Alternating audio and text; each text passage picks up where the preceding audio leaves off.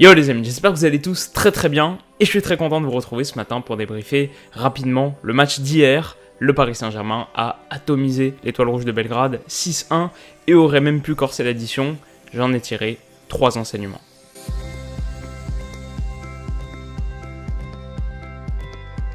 Alors d'abord, on va pas bouder notre plaisir, parce que certes hier soir on a vu deux équipes qui d'emblée boxent pas dans la même catégorie, mais les écarts de niveau sur le papier, aussi vastes soient-ils, se traduisent pas nécessairement en différence au tableau d'affichage. Et on le connaît si on suit un petit peu le foot, avec Paris c'est presque systématiquement le cas, ce qui est loin d'être évident.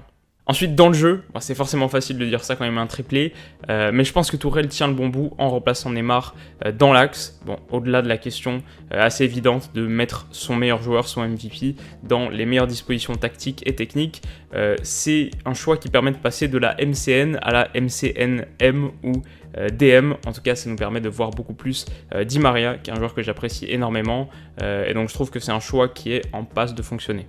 Mais surtout, je pense que c'est une manière qui est habile d'impliquer Neymar davantage dans le collectif. Parce qu'on connaît ses travers solistes, c'est beaucoup plus difficile d'être soliste quand tu dois constamment te repérer par rapport au positionnement de tes coéquipiers que quand tu es collé sur le bord de la ligne de touche et que tu attends juste de toucher ton ballon pour faire ta différence. Donc voilà, le festival, tous les attaquants marqués, on a vu un pressing énergique qui a laissé absolument aucune chance à Belgrade, on a vu Verratti réaliser des tacles offensifs dans les 30 mètres qui ont donné lieu ensuite à des grosses situations, ça m'a beaucoup plu.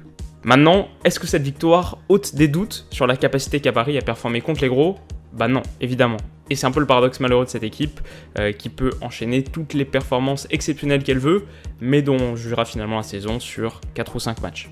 Alors cette année, on espère que ce sera plutôt sur 8 ou 9 matchs qu'on les jugera, mais voilà, maintenant il faut que ces performances contre les petits se traduisent en victoire contre les gros, surtout que tout espoir est permis, puisque malgré le faux pas Anfield, Liverpool a chuté à Naples hier soir, dans les tout derniers instants de la partie, ce qui rebat un peu les cartes dans le groupe.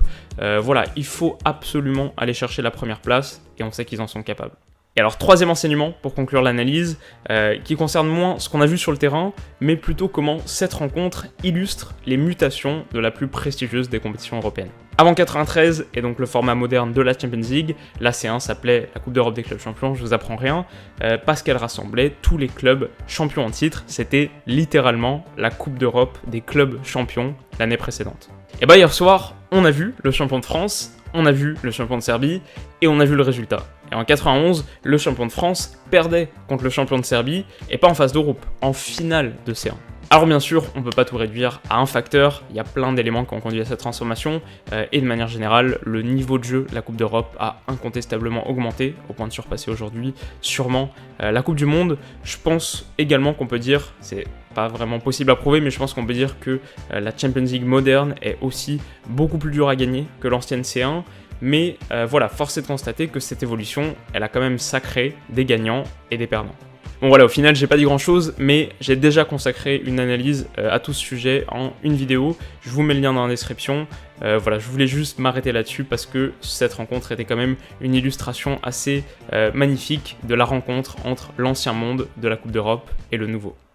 On passe au top, et alors sans être très original, Neymar a survolé la rencontre. Un doublé sur coup franc en Champions League, c'est pas arrivé depuis un petit moment, 2009, je crois que c'est ce que j'ai vu sur Twitter, et quel coup franc magistraux.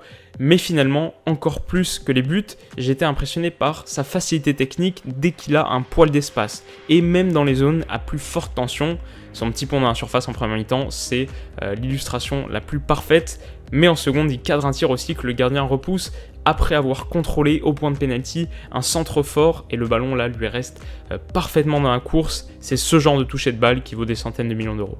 Deuxième top, on va dire la DMCM dans son ensemble qui inscrit du coup le second triplé du match, même si on aurait pu parler de Verratti qui m'a beaucoup plu. Troisième top ensuite, c'est assez exceptionnel pour un mec qui prend 6 buts, mais Milan Borjan, le gardien, voilà c'est bien simple, je l'ai retweeté dans la soirée, j'ai jamais vu un match avec une valeur d'expected goals aussi élevée, sans quelques parades miraculeuses, j'ai aucun doute sur le fait que Paris aurait pu en mettre 9 ou 10. Niveau flop maintenant, honnêtement je sais pas vraiment qui incriminer, on aurait peut-être pu faire un flop 11, mais l'Australien Degenek a été catastrophique, et il semble avoir son idée sur le second flop, on va dire Savic, et également Vladan Milojevic, sans réelle conviction, mais voilà, j'étais assez catastrophé de voir un bloc défensif qui était aussi bas à 4-0 qu'à 0-0. Et vous, qu'est-ce que vous en avez pensé? Est-ce que Paris peut gagner la Ligue des Champions cette année? Si oui, pourquoi? Et sinon, qu'est-ce qui leur manque selon vous? Faites-moi savoir tout ça dans les commentaires. Pour être aussi soigné qu'un coup franc de Mihailovic, l'analyse quotidienne a besoin de votre soutien. Alors si cette vidéo vous a plu, n'hésitez pas à mettre un petit like, et pour ne pas rater la prochaine, qui sort dans quelques heures à peine, c'est l'analyse de Barça-Tottenham, et bah pour ne pas rater celle-là, vous pouvez comme d'habitude vous abonner à la chaîne, c'est gratuit et c'est la meilleure manière de m'encourager, alors je vous dis à tout à l'heure.